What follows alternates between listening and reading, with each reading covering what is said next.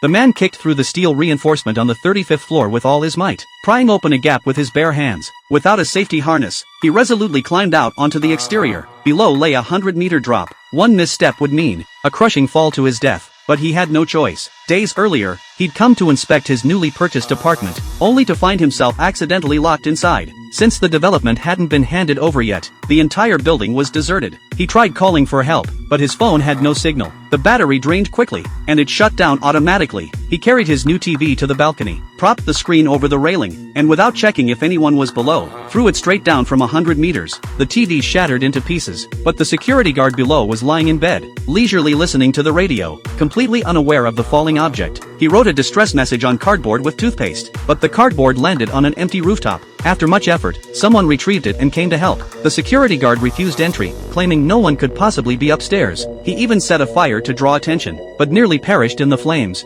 After every method failed, he sawed through the railing to escape to the floor below. Thus began the opening scene. The man took each step with extreme caution, daring not to relax his vigilance. Unexpectedly, the next level had no railing. His foot slipped through the gap. Instantly gripped by terror, he frantically pulled his foot back. Climbing back up was now impossible. Trapped in a no-win situation, he had to take a desperate gamble. He pulled out his belt, tied one end to the lowest railing, and secured the other tightly around his left hand. Slowly, he began to descend. His legs were now completely suspended in midair. He could only sway his body slightly, stretching his toes desperately to find footholds. Finally, both feet found the railing. Just as he breathed a sigh of relief, he realized this level had no balcony. To enter the room, he had to move sideways along the railing. The man, his life hanging by a thread, braced himself against the ceiling with his hands. His legs trembling, he inched forward, but just as he reached the corner. This movie is called Survival in the Lonely Tower.